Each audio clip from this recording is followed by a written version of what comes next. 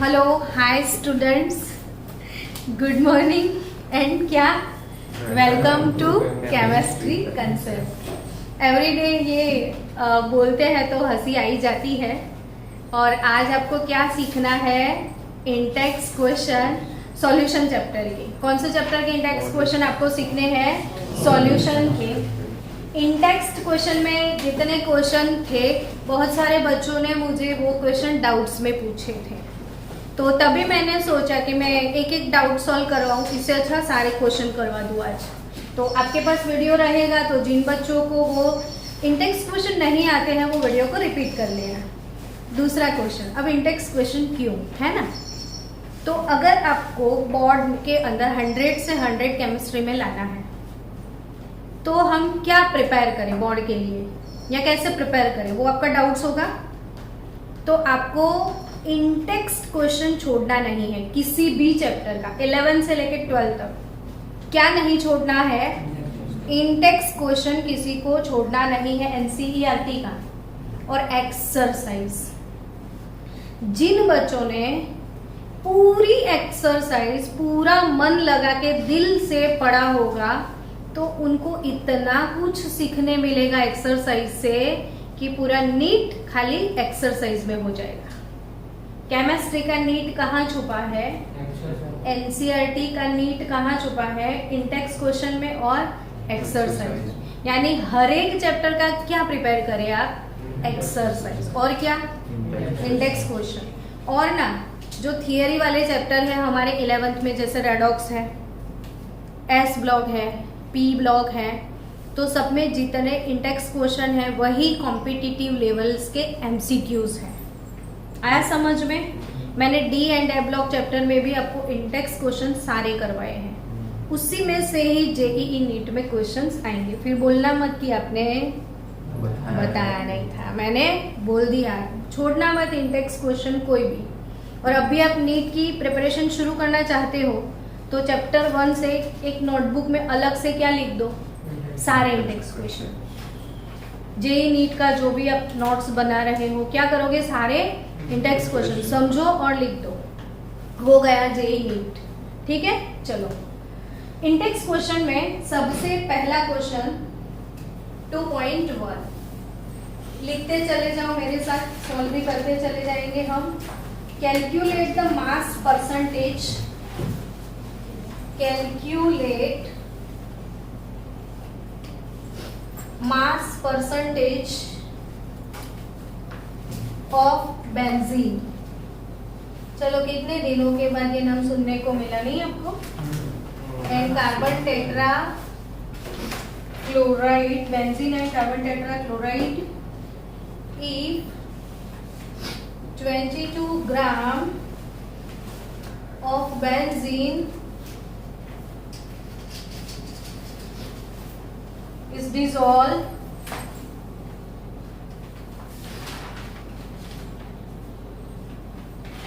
in 122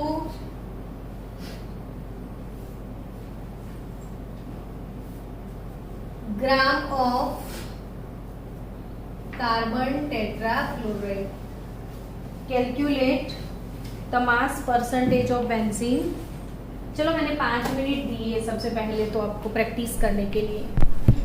चलो, class में कितने लोगों ने सॉल्व किया ये आंसर, ये बताओ। मैंने टाइम दिया था आपको इसको सॉल्व करने के लिए। कौन बच्चा आंसर लेके आया? आप लोग नहीं सॉल्व कर पाए? अच्छा, पहले मुझे जो बच्चे वीक है थोड़े, जिन्होंने सॉल्व नहीं किया, जिन लोगों ने सॉल्व कर दिया उन लोगों ने आंसर दे दिया।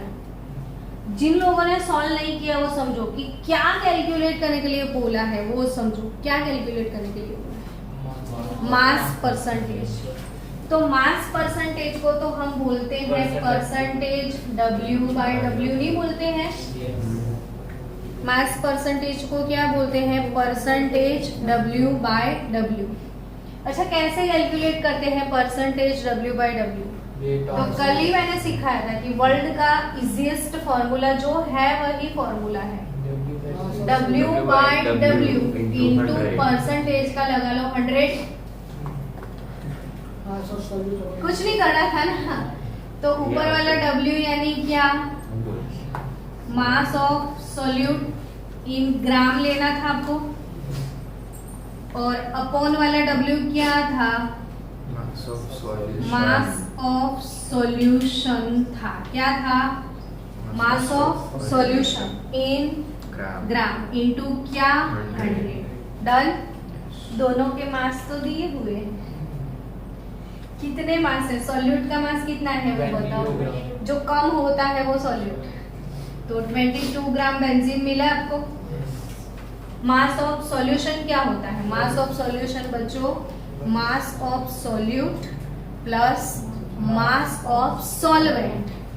सॉल्यूशन कैसे बनता है, सॉल्यूट प्लस सॉल्वेंट से बनेगा।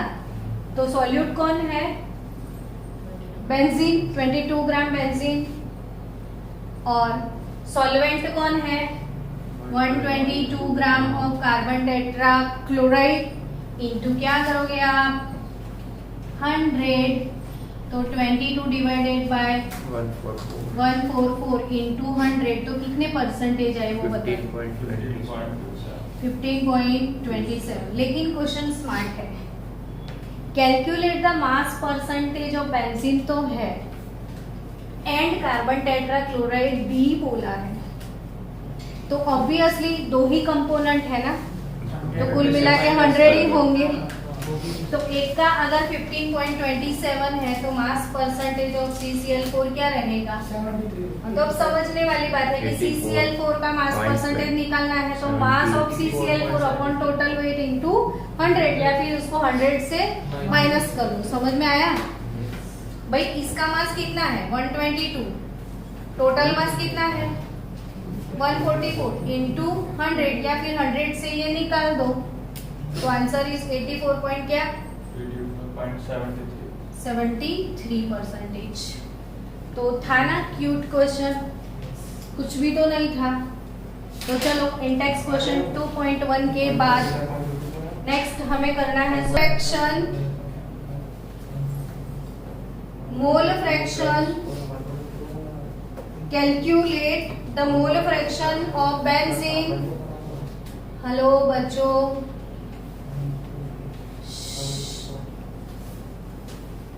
calculate the mole fraction of benzene in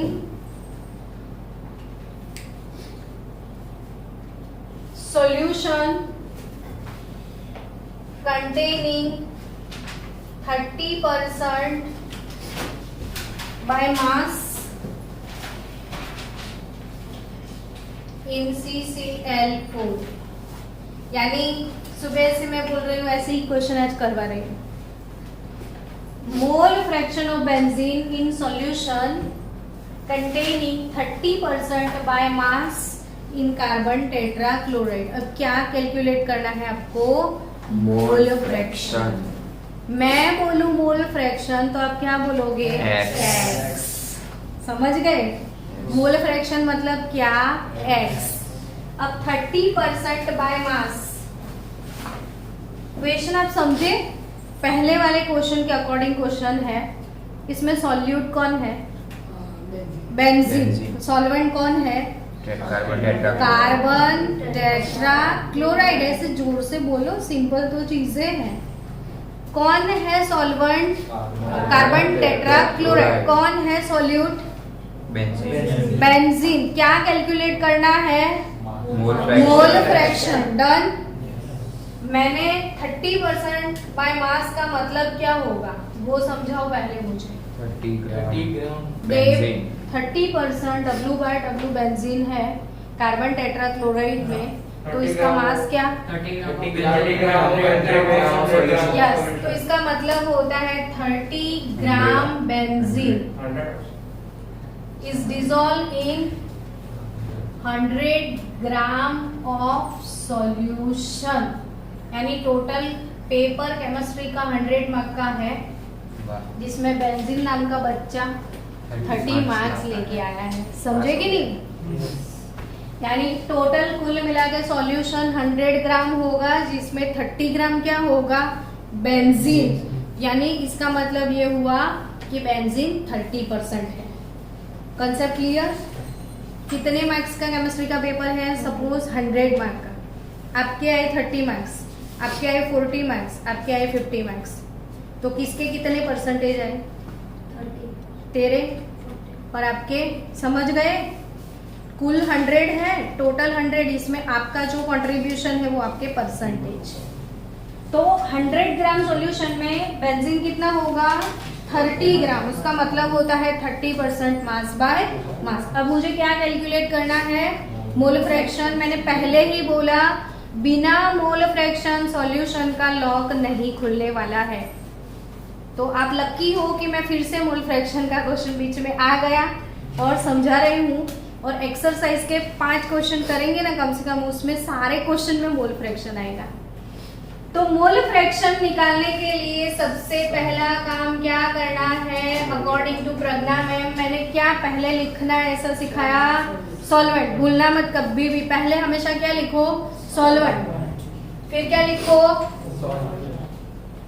solute. ये गर्ल्स मुझे बताएगी कि सॉल्वेंट कौन है। Come on. अब ये बॉयज बताएंगे सॉल्वेंट कौन है? Tetra chloride. सॉल्यूट कौन है? फॉर्मूला बताए? C6H6। क्या लिखना है अब सॉल्वेंट सॉल्यूट का? मुझे मास लिखना है ना, तो मास ऑफ सॉल्वेंट जिसको हमें बोलना है W और 1 लेबल लगाना है, ऐसा बोला था ना मैंने? मास के बाद क्या लिखना है आपको? मोलर मास, जिसका सिंबल क्या रहेगा? Capital M। दोनों से हमें क्या निकालना है? उसका मोल। मोल का सिंबल क्या रहेगा? N। मोल कैसे निकलता है? Weight upon molar mass. Mole कैसे निकलेगा?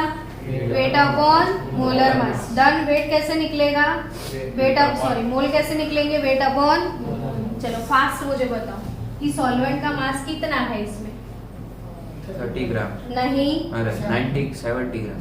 वही समझना है। टोटल सॉल्यूशन कितना है? 100 ग्राम है। इसमें सॉल्यूट कितना है? 100। तो सॉल्वेंट 70 नहीं होगा। तो सॉल्वेंट कितने ग्राम है? 70 ग्राम। अब कार्बन टेट्राक्लोराइड का मोलर मास कैसे निकालोगे? तो कार्बन का एटॉमिक मास 12, क्लोरीन का एटॉमिक मास 35.5, तो कुल मिला के कितना निकलता है? बोलो जल्दी। अब तक मोलर मास नहीं निकल पाए क्या?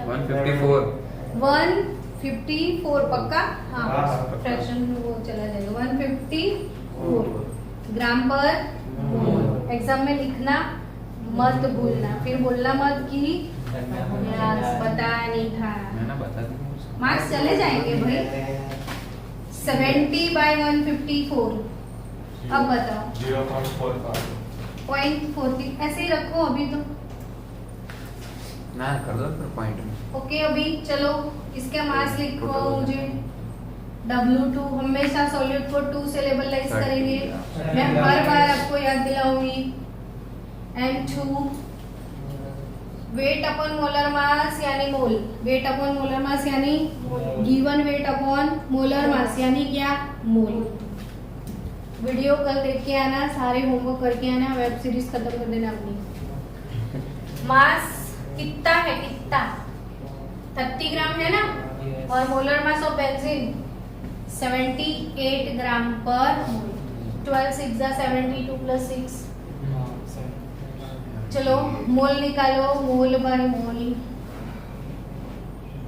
Given mass upon molar mass 30/78। Done? Yes और नॉट? यस। पॉइंट निकाल देते हैं। चलो 0.45 और ये 0.38 निकला। अब क्या करना है मुझे? शुभ। अब मुझे क्या करना है? N टोटल मतलब क्या? N1 प्लस N2 0.54 प्लस 0.38 क्या आया? 1 कहाँ से आएगा? N टोटल थोड़ी बनाएगा। तूने मेरे को लास्ट में गलत आंसर दिया ना तो ये वाला गलत है 0.45 हाँ। आएगा 0.45 हो सकता है। तू डायरेक्ट करो मोल फ्रैक्शन बोलेगा हाँ मैंने मोल फ्रैक्शन नहीं पूछा, थोड़ा अलर्ट रहो प्लीज। हमारा टोटल 0.83 होता है। मैंने क्या पूछा, अभी मेरा हाँ, काम सही। क्या है, मैंने क्या पूछा आपको क्वेश्चन कि ये मोल कितने आए, 70/154 कितना है, 0.45 0.45 आया ना, हम्म। और ये कितना है 0.38 0.38 है। अब एंड टोटल 0.83 यस 0.45 प्लस 0.38 तो आंसर इज 83। 83 है। अब मोल फ्रैक्शन x, तो मोल फ्रैक्शन x कैसे निकलता है, खुद के मोल अपॉन सबके मोल। इसके खुद के मोल n1 है, सबके मोल n1 प्लस n2, इसके खुद के मोल N2 0.83 नहीं 38, 0.38 और सबके मोल 0.83 0.83, इसका 0.45 अपॉन 0.83, तो बोल दो आंसर क्या 0.54 है, है 0.45 0.54 और ये 0.45 कंट्रोवर्सी 5445 टोटल हो जाएगा टोटल 1 ही होगा ना, यहाँ से ही पता चलेगा। तो 0.83 अपॉन 83। चलो मोल फ्रैक्शन वाला सिंपल सा क्वेश्चन था ये भी, क्योंकि आपको प्रैक्टिस करवानी है इसलिए मैं सारे क्वेश्चन करवा रही हूँ, मुझे पता है, लेकिन जिन बच्चों को अभी तक नहीं आ रहे हैं उनके लिए कुछ हो जाए, तो उनको समर्पित जो अब तक नहीं किए हैं। नेक्स्ट क्वेश्चन, चलो बच्चों, calculate the molarity of each of the following solutions. First of all, 30 gram of cobalt nitrate in 4.3 liter of solution. क्या कैलकुलेट करना है, मोलारिटी। क्या कैलकुलेट करना है, मोलारिटी। तो मोलारिटी कैलकुलेट करने का अगर आपको फॉर्मूला पता है तो दुनिया की कोई ताकत आपको रोक नहीं सकती है। गेट हो गया, मोलारिटी के फॉर्मूला पता चल G/mv। यही मेरा सक्सेस है कि ये बच्चा केमिस्ट्री पढ़ने लगा है। मुझे नहीं, जितने मेरे पुराने स्टूडेंट अभी मैं इवनिंग पे वॉक पे जाती हूँ ना तो मिलते हैं, तो मिलने के लिए आ जाते हैं, तो यही कहता है मैम केमिस्ट्री में इंटरेस्ट बिल्कुल नहीं था, लेकिन आपसे पढ़े ना तो फिर बहुत पसंद आने लगा था केमिस्ट्री। तो आप पढ़ो इंटरेस्ट से, मैं वही चीज़ बोल रही हूँ कि उसको टाइम चाहिए, और आपको केमिस्ट्री को क्या देना पड़ेगा, टाइम। बाकी केमिस्ट्री जितना इजीएस्ट सब्जेक्ट बायोलॉजी भी नहीं है, क्योंकि कितना उसमें याद रखना है। यहाँ पे हमें कुछ याद ही नहीं रखना है। केमिस्ट्री क्लास में पढ़ो, सीधा एग्जामिनेशन हॉल में जाओ। जिंदगी के बाद भी, जिंदगी के साथ भी, क्योंकि खाली याद रखना है फॉर्मूला और कुछ नहीं करना है। चलो मोलारिटी का फॉर्मूला कौन सा बच्चा बताएगा, जोर से, फिर से सारे बच्चे, G/mv। अब एनलार्ज भी कर दो, G क्या होता है, rate of solute, mass of solute. क्या क्वेश्चन में दिया गया है, कितना, 30 ग्राम। एक ही तकलीफ वाला फंडा है वो मोलर मास। तो मोलर मास, कोबाल्ट का atomic mass 2 into bracket nitrogen भी है, 6 मोल ऑक्सीजन भी है ना, 2 मोल नाइट्रोजन 6 मोल ऑक्सीजन और 6 मोल H2। 86 है 90 सीधा।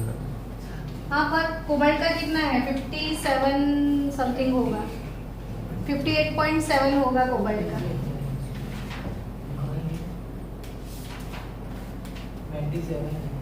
कोबाल्ट का 58 कोबाल्ट का 58.9 है कोबाल्ट का। 58 ले तो चलेगा। हाँ 59 नहीं चलेगा, 59 लेना। 59 यानी 60 हो, 59 हो जाएगा इसलिए। 59 अप्रोक्सीमेट लेंगे तो चलेगा। हाँ 9 हाँ क्या ना नहीं चलेगा, लेना पड़ेगा 58.9। 59 हाँ 59 ले लो तो चलेगा। चलो कितना आया मोलर मास वो बोलो 209 290.9 आएगा। 290 देखो अब ये चीज तो आपको समझनी है, यही चीज कि मोलारिटी के सम्स तो आते ही है ना, पर बोर्ड में अगर ये आ गए तो आपको टाइम किस में चला जाएगा, कोबाल्ट नाइट्रेट का मोलर मास निकालने में। लेकिन आपने प्रैक्टिस की हुई है तो आपको तो याद है कितना है 290.9, तो इसमें फिर टाइम खराब ना हो आपका, तो वही चीज है प्रैक्टिस। 290.9 टेक्स्ट बुक के हर एक क्वेश्चन को 5 टाइम कर लेना।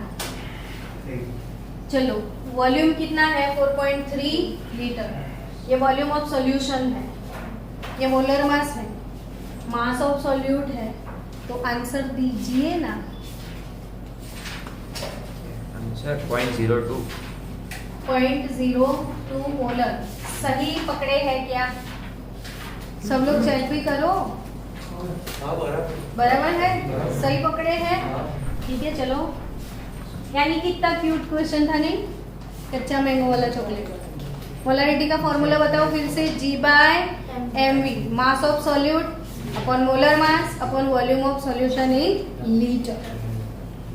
चलो नेक्स्ट क्वेश्चन उससे भी क्यूट है, कल ही सिखाया था, बहुत मस्त क्वेश्चन है, आज फिर से इसलिए लिख दिया कि आपकी प्रैक्टिस हो जाए। Yes 30 ml 0.5 molar sulphuric acid है, 30 मोलर 0.5 मोलर सल्फ्यूरिक एसिड है, उसको डाइल्यूट किया कहाँ तक, 500 ml तक।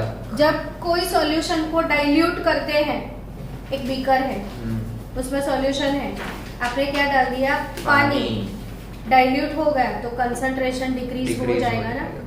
खट्टा खट्टा नींबू जूस है तो खट्टा खट्टा लेमन जूस में पानी डालोगे तो क्या होगा, मतलब खट्टापन चला जाएगा, डाइल्यूट हो जाएगा, तो डाइल्यूशन का मतलब समझ रहे हो। तो ऑब्वियसली आप वही सॉल्यूशन में पानी डाल रहे हो, 30 ml से बेचारे को क्या कर दिया 500 ml, तो उसकी कंसंट्रेशन चेंज हो जाएगी। तो कभी सॉल्यूशन को डाइल्यूट करते हो तो कैसे कैलकुलेट करना है, कल ही सिखाया था, आज आपको बताना है। चल इसमें कैसे सॉल्व करना है, M1 V1 is equal to M2 V2 before dilution, after dilution।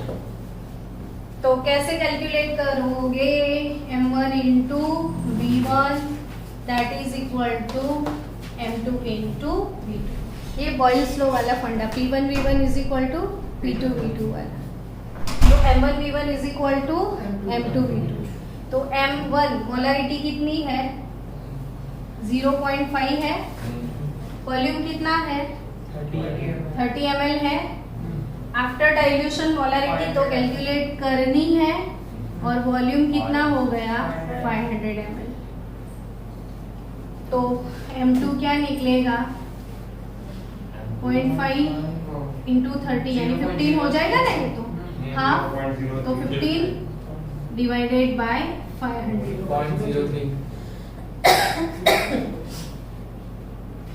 0.03 molar. Concept clear? तो अभी नेक्स्ट क्वेश्चन है इंडेक्स क्वेश्चन 2.4 2.5, वही द बेस्ट क्वेश्चन है।